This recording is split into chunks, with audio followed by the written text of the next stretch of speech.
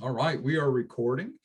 My name is Shane Barton, and I want to welcome everyone to today's Downtown Revitalization webinar series. Today we have Stuart Ungar, co-founder of Evolve Kentucky, with us today, and we're going to be talking about electric vehicles and charging infrastructure. As you all probably saw, the recent news this week or last week with the substantial investment from Ford Motor Company in both Kentucky and Tennessee around battery manufacturing, that we're going to start to see more and more EVs on the roads and in our driveways. And what that also means is that we're going to have to see more EV charging, electric vehicle charging infrastructure, whether we're talking about limited battery capacity or just the access and ability to charge those vehicles to go somewhere and then to come home. We've got a great video and a great presentation today. But before we jump into the video, I want to turn it over to Stuart to introduce himself and to tell you a little bit about Evolve Kentucky before we jump into the presentation. As a reminder, if you are unmuted, please mute yourself, or if I see any sort of feedback, I may mute you, so please don't take offense if I do that. Stuart, I'm going to go ahead and turn it over to you. Yeah, thank you, Shane. Thank you for inviting me here this morning, and thank you everybody for having me. It's an absolute pleasure, and the timing couldn't be. I'll give you a little bit of a background. The video and obviously the slide will go into a lot of this stuff, but I just wanted to kind of emphasize that we are a nonprofit organization. So our mission is to speed up the adoption of electric vehicles as a cleaner source of transportation, personal transportation compared to gas and diesel vehicles. So we are a nonprofit, and we are kind of driven by, if you will, our passion for what we were doing. We are all EV drivers. The group started very modestly 7-8 years ago with just a handful of people meeting up, and we've really grown. And I think a large part of that is due to our passion for what we're doing and the time that we're in. I think we just really sort of hit this right, because a lot is happening, has been happening for the past 5 years, and it's going to continue to happen and grow a exponential rate. So again, absolutely thrilled. We started up in Louisville, and it really has grown to be a statewide group. And lately, we've really been very interested in getting out into Eastern Kentucky, Western Kentucky, where need is great. And again, that's why I'm just thrilled to be here today. Thank you. Thanks, Stuart. Well, I'm going to go ahead and share my screen, and we've got a short, little less than 5-minute video that we're gonna start with, and then we'll launch into the presentation. So if I can set that up real quick, if you don't mind. I've already got it pulled up. Oh, no, I mean just set it up by explaining it. This is a short little, maybe around 5 minutes.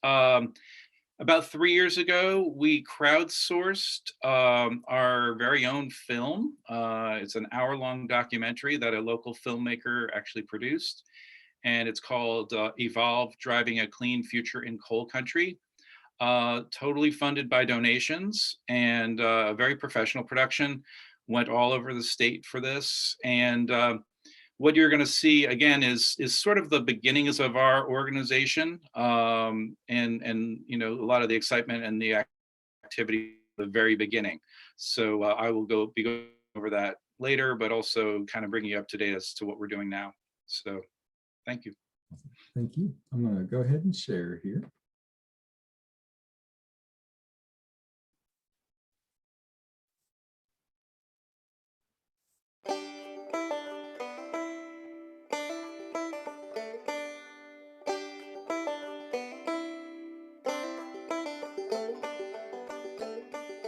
So it wasn't long after we started having monthly meetings and we started talking about things that I came across Adopt a Charger. They have this wonderful nonprofit model where they get funding from people, from companies, from foundations to cover the cost of the install and the charger.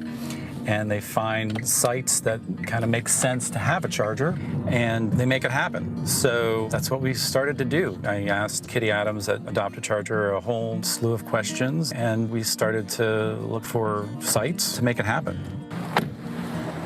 So this is our first charger, probably the most special to us because it's our first charger. No cost to charge, no cost to park. Revitalization have agreed to make these 2 spots fee-free also, so there's no charge for anything when an EV is parked here to promote driving electric and clean transportation. The green building is actually part of Nulu's kind of revitalization. It's a LEED certified building, has solar panels on the roof, so the car is being basically charged by the sun. You know, the why, we have 3 focus areas: healthy living, youth development, social responsibility. So at least 2 of these very directly correlate. So we were honored to be asked.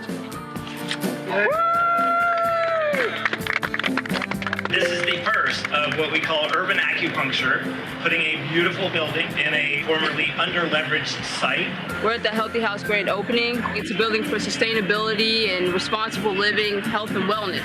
So during construction, Evolve Kentucky actually approached us and said a car charging station would be perfect. Held our hands throughout the process, and the Air Pollution Control District sponsored it for us. The Evolve group asked us to be a part of it, so we're really thankful for that connection. And now we finally have it. It's being used, and it's one of the biggest features that we market when we're telling people about all the great stuff that this is demonstrating for the community. We love it. Let's all work together to grow the story of this magnificent new headquarters and all your wonderful work. So thank you. We have a lot of proposals out, and people are understanding what we're trying to do and are excited about, what we're trying to do. And we're branching out to other cities and helping moving Kentucky forward. You know, on a hot day, it reminds us all that we have to do everything we can in our power to keep this planet cool. And today, we have a wonderful partnership we're celebrating with Evolve, with all of these electric car enthusiasts. And we invite everybody with an electric car to come down to Bernheim, the first natural area in Kentucky to have an EV station. Woo! Yeah. We're going to challenge every other natural area in Kentucky, and we're going to challenge every distillery along the Bourbon Trail to put in an EV charging station. Let's see how green we can get. I think just like the Field of Dreams, if you build it, they will come. We're going to see that happen here in Midway in the next year. We want to see that happen everywhere in Woodford County.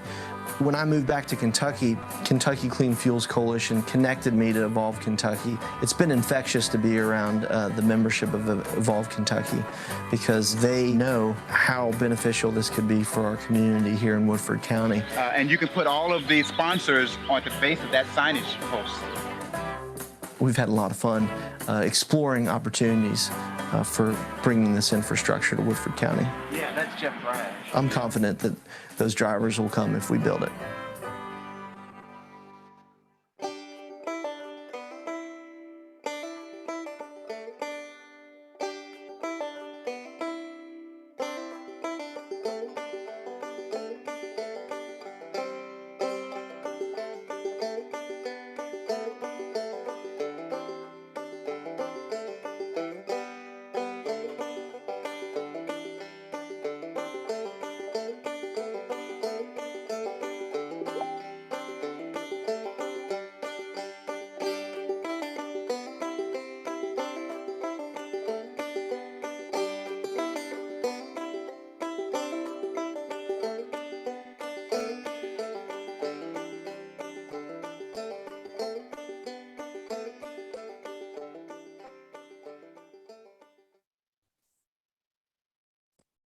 All right, that was awesome. Thanks, Stuart. Great, sure. Yeah, I also wanted to, I noticed that May Cermak was able to join us. I wanted to welcome her. May, I apologize that you got caught in the Eventbrite loop this morning with the registration. That happened to a few folks, so don't feel too bad.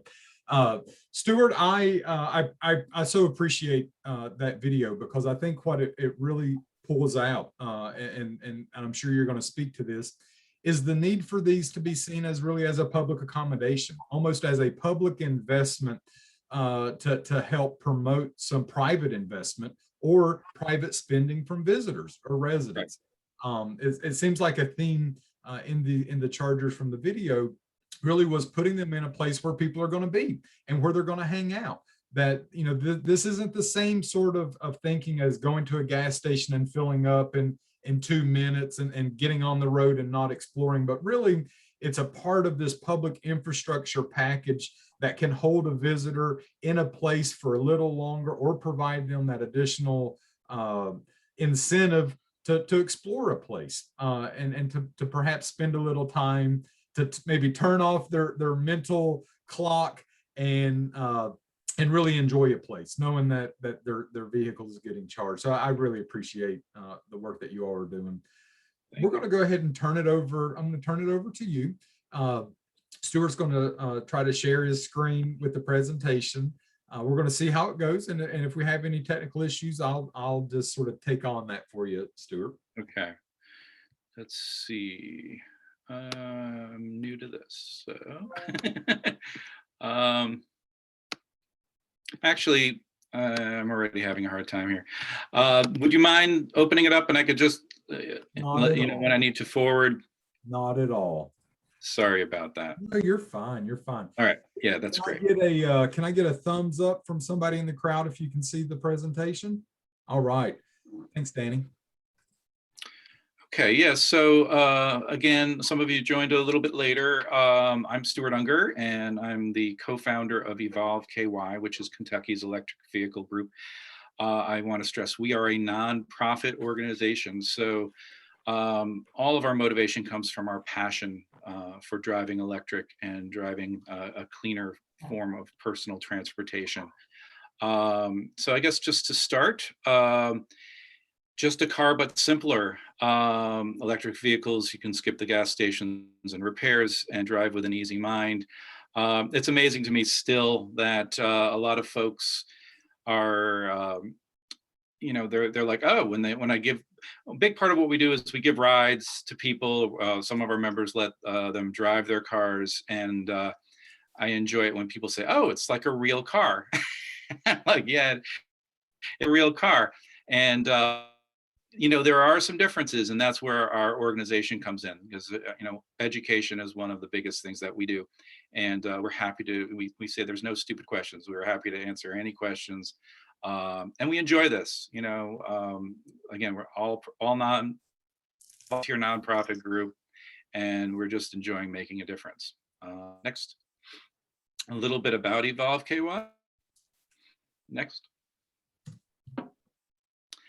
Kind of going back, a diverse group community of EV enthusiasts. I always like to say we are an eclectic electric group, and by that I mean we have people from both ends of the political spectrum. We have people that come into electric vehicles for widely different reasons, but we all get along, and we all enjoy what we're doing and enjoy driving this movement forward. We number of events annually. Obviously that got slowed down a little bit with COVID. In the more normal times, we would have tons of ride and drives. We would go out tabling at different events in the community, just being a real big part of the community. And as we've grown, we're about 7 or 8 years old now, Louisville, and we are getting to be all over the state. So work to educate the public on the benefit of going electric. And a big reason why I'm here today, helping getting more EV chargers set up throughout Kentucky, Southern Indiana, and beyond. Yeah, to date, we have 36 different locations and 82 level 2 chargers in these communities. And that's what Shane was talking about. We exclusively install these level 2 chargers, and these are chargers that will give you about 20 to 25 miles per hour of charge. So it's an opportunity for folks to charge and get something from the community while they're giving back to the community by either enjoying nature or spending some money in a town area, those kinds of things. Next, please.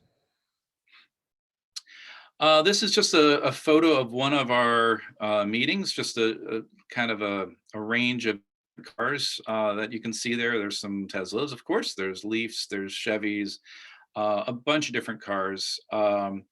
We've actually grown where we started out at a local coffee shop meeting. We had maybe 5 or 6 people, and we've literally grown out of 7 places already because we are in larger places to meet. We have a paid membership of probably approaching 200 now. So it's a great group of people. And again, cleaner and smarter transportation and just kind of spreading the word. So next, please. Education is one of the biggest things that I enjoy personally. We have our monthly group meetings, so people could come to our meetings. Now they're on Zoom, so people anywhere could come to our, actually last year we showed our Evolve driving a clean whole country film on through Zoom, and we had someone, because it was during Drive Electric Week, we had someone join us from France. And he joined right up. He's a member and he comes to all of our stuff. And so we have people from, we can literally say we have people from all over. We have a pediatrician that is out in Eastern Kentucky that she joined at a very high level. She's really moved by the work that we're doing and wants to see this happen. But we have monthly meetings. Drive Electric Week we just had, it was last week. And that's big. Where we go out and we show off the cars. Education events at schools and colleges, like I said, that's something I really enjoy. We've done everything from elementary school up to college age, and try to meet the kids and the staff, you know, where they're at, and kind of talk it up. And presentations. Lately, we've been doing a lot more presentations to groups like Rotary clubs. We were at a site visit and Somerset Community and Technical College, and was kind of wrapping up the site visit. They were looking at getting chargers there, and I mentioned that we do presentations, and he said, "Oh, you know, I'm involved in the London Rotary. Would you talk to us?" And I'm like, "Sure." So we were talking about doing something, and it was going to be, because of the COVID, it was going to be something through Zoom. But things were starting to ease up, and I think a combination of that, and I wasn't ready, honestly, with the presentation quite yet. And I was like, oh, if we wait a month or two, maybe we can do something in person and actually bring out some cars.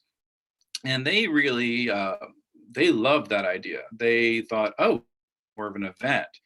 And kind of long story short, between our group, Evolve KY, Somerset Community College, and the Rotary of London, we had it at the college campus. We had a huge event. We had the Volkswagen ID4, which still is kind of a rare vehicle to see on the roads.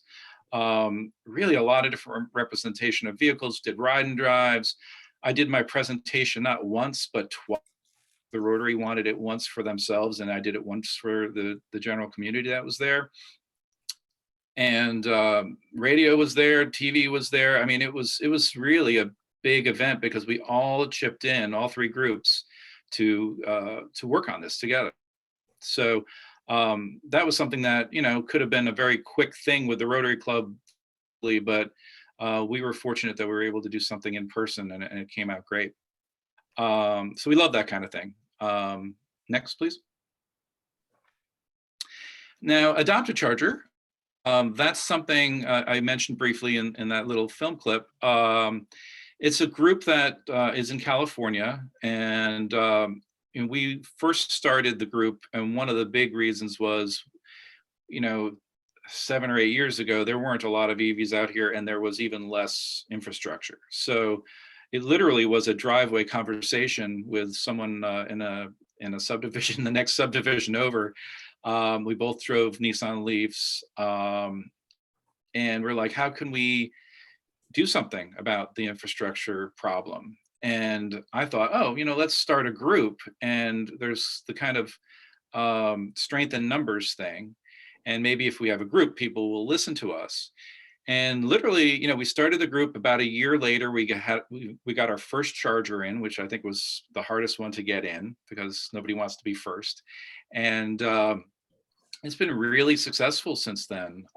We work with the towns, businesses, and organizations to find site-specific charging solutions. We've turned down sites that have wanted chargers because it just didn't make sense. We understand the charging needs of electric vehicles, and we are a nonprofit, so we can't afford to have a station that isn't doing something, beneficial to the community. So we would rather walk away than just have a station not used. Our chargers are fee-free, so they are like an amenity. They're like Wi-Fi. People will plug in, and they'll, because Kentucky's rates are really low, I would say maybe 25 cents or 50 cents the site will be spending on electricity for a charging session.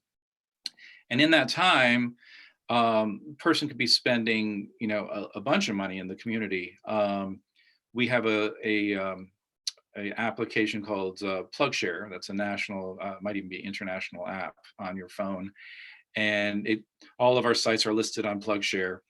And one of the sites is Madison, Indiana, and Southern Indiana. And there was one, people are able to comment, when they're able again. And one person said, oh, I needed something. I needed a charge.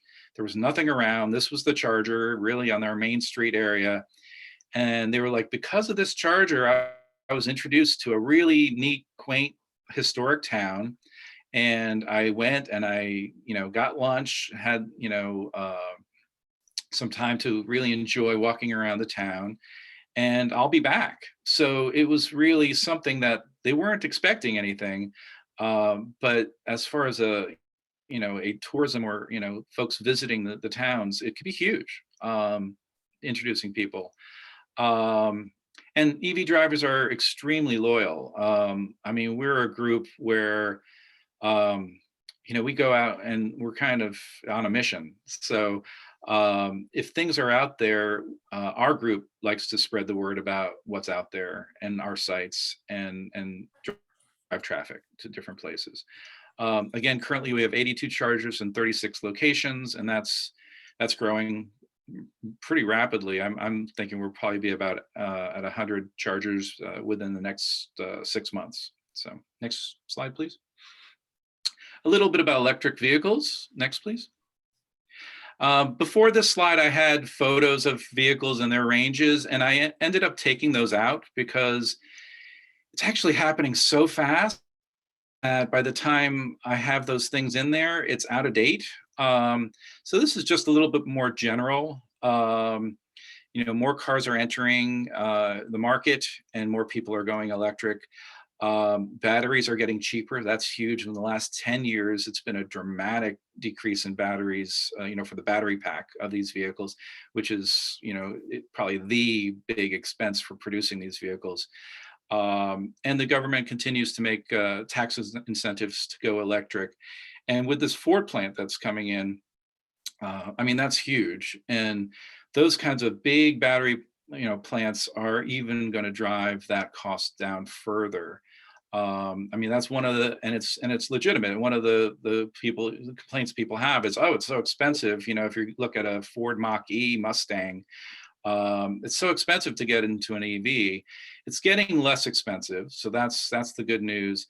And actually, if you do a life cycle kind of analysis, you could easily make the case that, if you keep your car for as little as probably 3 to 5 years or so, and a lot longer than that, in the long run, you're saving a ton of money on maintenance and fuel for your vehicle. And then there's the used market that a lot of people overlook. I bought my Nissan Leaf used, and it's served me well, and it's still serving me. I'll probably, if I the vehicle, I'll probably have my grandkids. It's just it's a whole different vehicle. It's not, my wife's car has 185,000 miles on it, and it works like a top, no problems. My car has 135,000 miles. I know someone with a Chevy Volt, 450,000 miles he got on that car. So it's a whole different way of thinking about vehicles. Next, please. Who drives electric? Next. Eco-friendly, a big reason why I got into it. Less carbon emissions. the energy goes towards turning the wheels compared to 20% in gas vehicles. And it's actually the only vehicle that can get greener over time. And by that, I mean, if you get your EV on a Monday and on Friday you put solar panel on the house, all of a sudden your vehicle is a lot greener. And then if you also look at it as if you get your EV and then the utility is putting in a large solar array or wind or whatever, same kind of thing. So it is something that as you have your vehicle, it actually can get greener over time. Next, please. And it's inexpensive. An electric vehicle can save $800 on gas alone. They don't require expensive maintenance, no oil change, no engine tune-ups.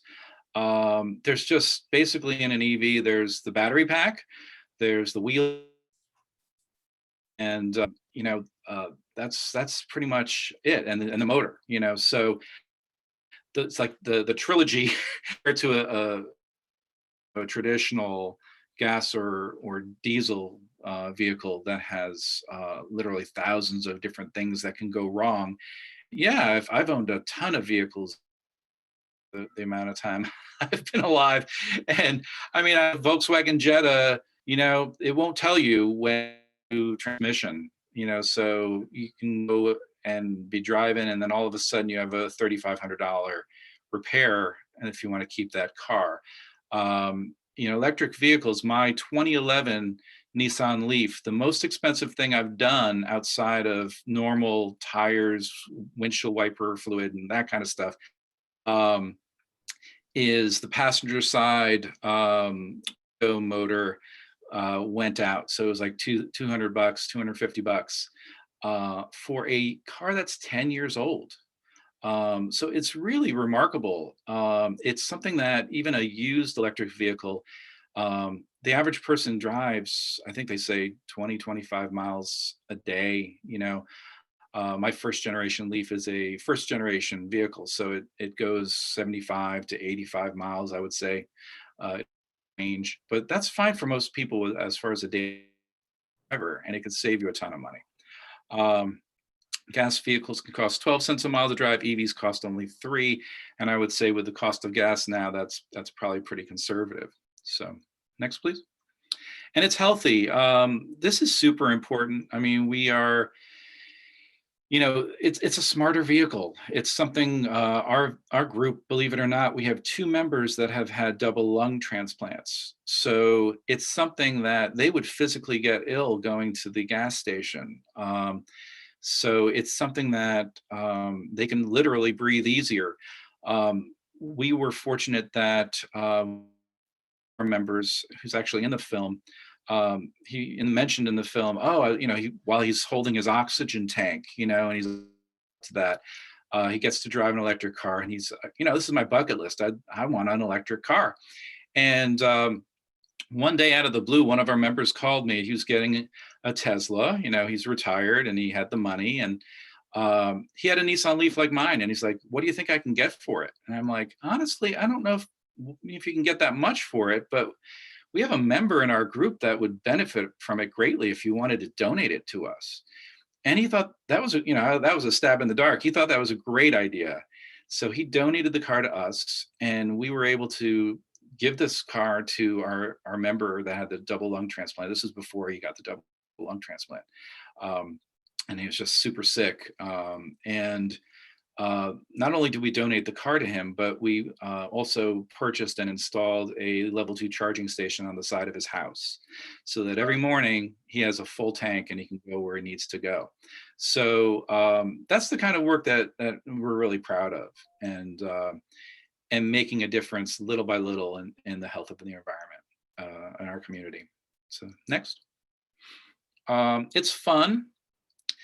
One of the things that EVs have is what's called instant torque. So you put your foot down on the pedal and it goes.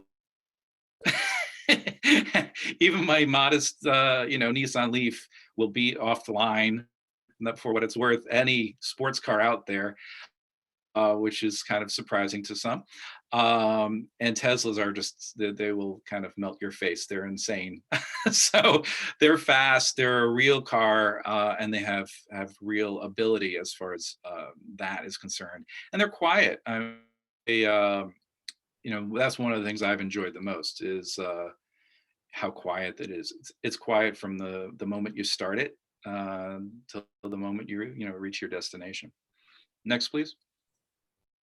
And it's peaceful. Our current president, this is probably his biggest thing. You know, we don't want to see young people going to war for oil. So, you know, it's something that we can rely on domestic fuel, whether it's coal, wind, solar, whatever it is. We're not relying on gasoline, and it gives us one less reason, you know, to do bad things, you know, and to put our people in harm's way. So charging your EV, next, please. This is just a real quick level 1 charging is 110 volt, like your normal outlet in your house. I equate it to a toaster. So you could actually plug in your car, and we've had members that have done this for the life of their car. They'll plug it in at their house with a 110 outlet at night, and in the morning they have plenty of charge to go around. That's about 4 to 5 miles an hour of charging. So again, if your daily commute isn't that bad, that'll do it for you. What I did when I was thinking about getting my EV, I reset my trip odometer for a week to kind of see what kind of driving I actually did on a daily basis. And that really gave me it was a wake-up call. It really gave me an idea of what my needs, my real world needs were. Level 2 charging is the kind of charging stations that we are putting in. And that's about 240 volts. That's like a dryer, a clothes dryer or a stove. And that'll give you about 20 to 25 miles an hour, which is pretty fast. Next. Level 2 public chargers. This is just a little pin map from chargers in Louisville, from PlugShare, excluding the Tesla chargers. So just to give you an idea, when we started out, there was virtually nothing out there. Chargers were located at car dealerships, which is, I don't know about you, but I don't a ton of time at a car dealership just sitting around. So our idea and what we ended up doing was putting in chargers at public places like Bernheim Forest. Since Bernheim, we've put them in at Udell Gardens, Botanical Gardens. We have one going in probably next week is the ribbon cutting at Jefferson Memorial Forest. So natural areas are very important to us. We have put a dual charger in at the trailhead in Berea, at their forestry center. Great place to take a hike, and you could charge your car, and it's just a wonderful thing. So instead of having it at a car dealership where you just have to sit around, you could do something, center it. We have a bunch at coffee shops, restaurants, places where people will spend some time, where there's shops and there's a community, and it's a win-win. They're able to charge their car and free to charge, easy. It's really plug and play. It's like plugging in your phone, and the community benefits. So next, please. Highway travel charging, there's DC quick charging. We don't deal with that. These chargers can cost upwards, just the charger itself, $50,000 to $80,000. They're hugely expensive. Our utilities are going to be putting some of those in, which we're thrilled about. It's nothing we're going to touch because of that huge expense, plus the huge expense, and that's not even including installation, and the electric part of it. Our chargers, level 2 chargers, are much less expensive, and I think serve a greater purpose in a way. These DC quick chargers are good for folks that are traveling and moving through. With ours, they're encouraged to stay a little while. Next, please. And that's just showing a national Electrify America, again, the DC fast charging. Next, please. Adopt a charger, next. Yeah, so this is a little bit about how we work our Adopt a Charger program. We search for an appropriate site. Again, a typical site is 45 minutes to an hour, 2 hours. Shopping area, fitness facility, library, that kind of thing. Farmers markets have been wonderful because usually they have the electric right there, and they're a relatively less expensive install. One of our biggest and most popular success story for us is YMCA at Norton Commons. We installed a dual charger for them. They actually had members join the Y because of the sustainability, their efforts in that arena, which is wonderful to hear. And literally about a year after they installed that first dual charger, they installed the second one because it was in use all the time. So now at the Y there, they have 4 different places where EVs can charge, and that's very popular. The cost is typically between $5,000 and $9,000 for a level 2 dual charge 2 cars. There's the fixed cost, which is the 2 chargers, pedestal, and all the signage, which ranges usually about $2,000 to $2,500, and that's the fixed cost. The variable cost, the electrical and the site work, that can range to being very inexpensive to very expensive, and probably not worth doing. And we've gone to some places where if you have to trench through half of a parking lot, it's probably not worth doing. So we do a lot of site visits, and those are very important. Next. We find funding. This is a little trickier if we're kind of going outside of areas that we're familiar with, but usually either we'll find the funding for it through corporate support or a grant or something like that. The site itself, we have a couple dry cleaner that they own the plazas, so they just said, we want the chargers in, we'll put them in. So that's obviously the easiest thing for us, or some sort of combination. We have a Irish pub that really believed in what we were doing, but they said we can't cover the whole thing. The whole $6,000 to do it, and they're like, we could do half. So they ponied up $3,000, and we said we'll find the other half, and we did. We got a low to put up $3,000, and they put their logo and their name on there. And since we're a nonprofit, they're able to get a tax deduction because it's open to the community.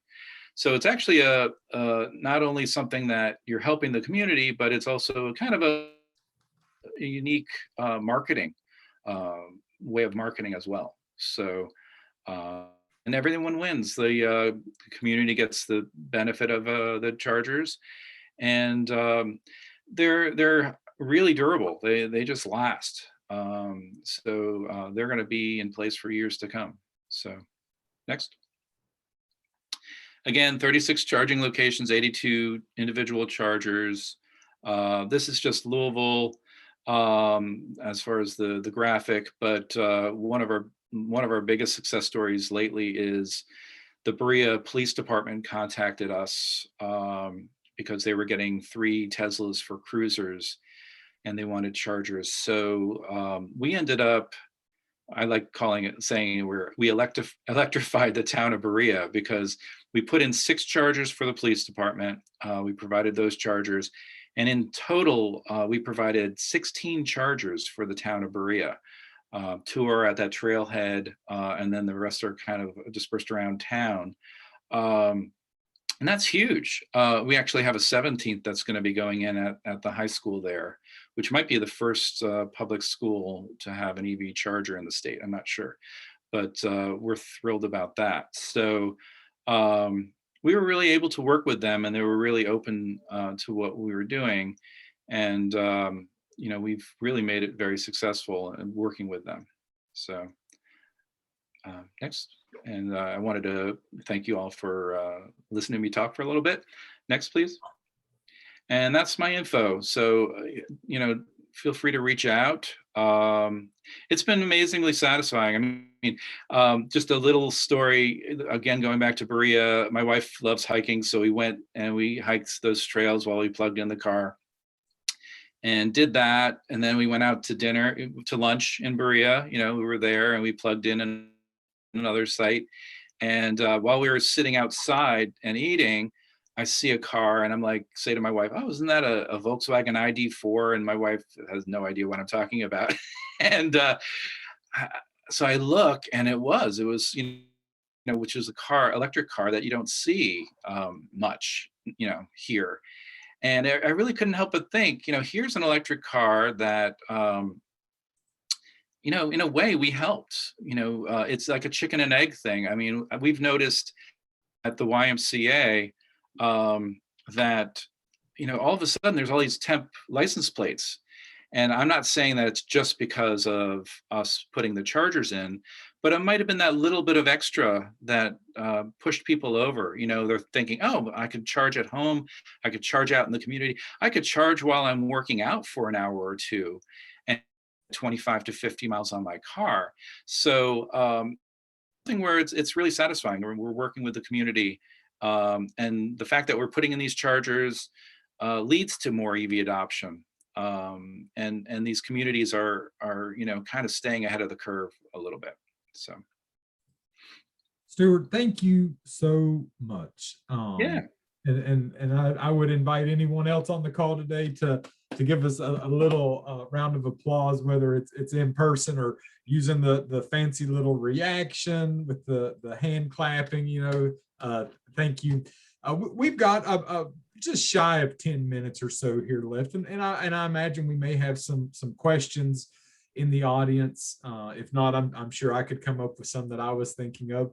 But I would love to open up the floor, and if you have a question, please unmute yourself. I see Jess has her hand up. I'm going to go ahead and call on you, Jess. Yeah, I was actually just talking to somebody about this, and their concern is, you know, they do farm work and they need to tow things and all of that. So they were actually looking at like a plug-in hybrid.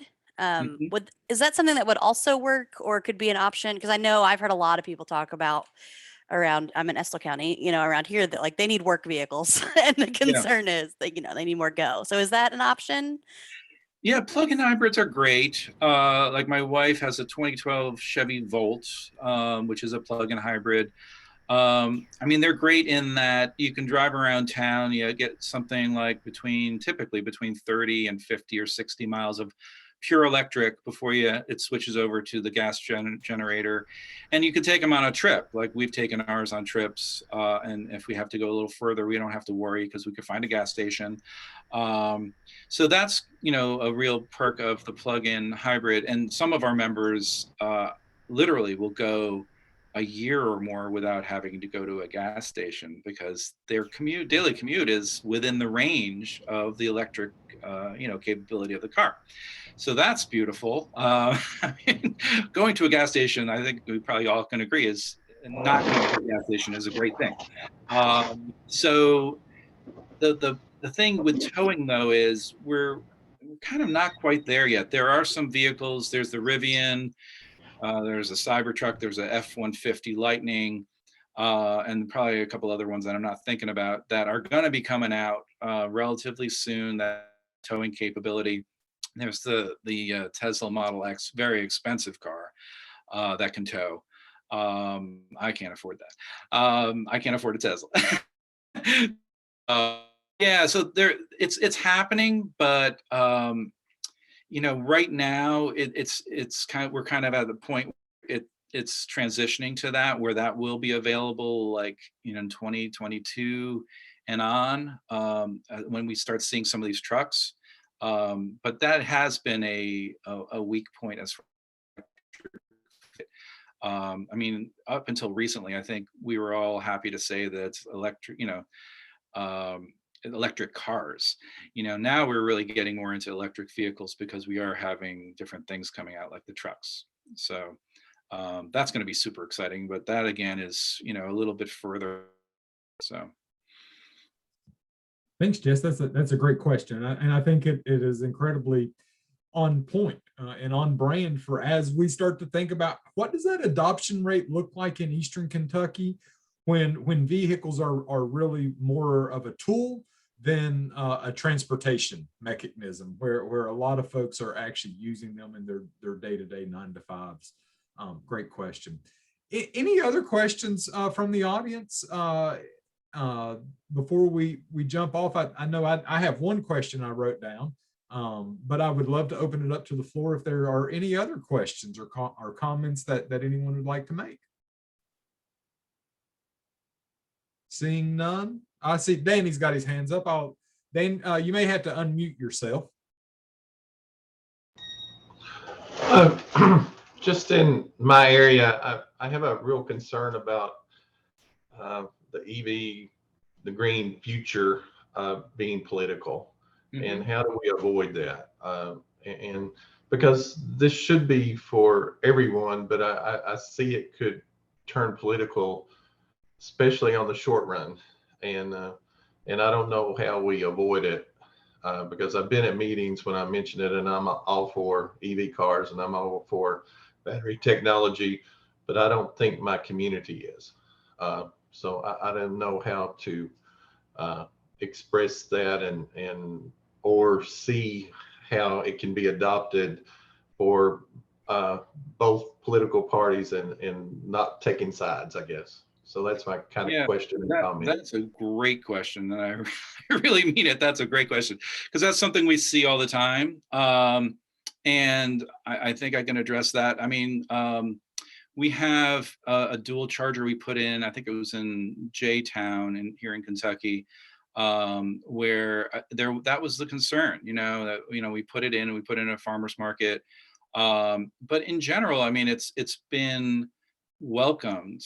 I don't know why it's kind of taken a turn like that. It's a vehicle. It kind of boggles my mind a little bit. But I think the thing I would go to with that is everybody. There's a common denominator of money. Whether it's saving money personally because it's your vehicle and you're saving a ton of money on fuel, you're saving a ton of money on maintenance, and you're getting a vehicle that will last a real long time if you keep that vehicle.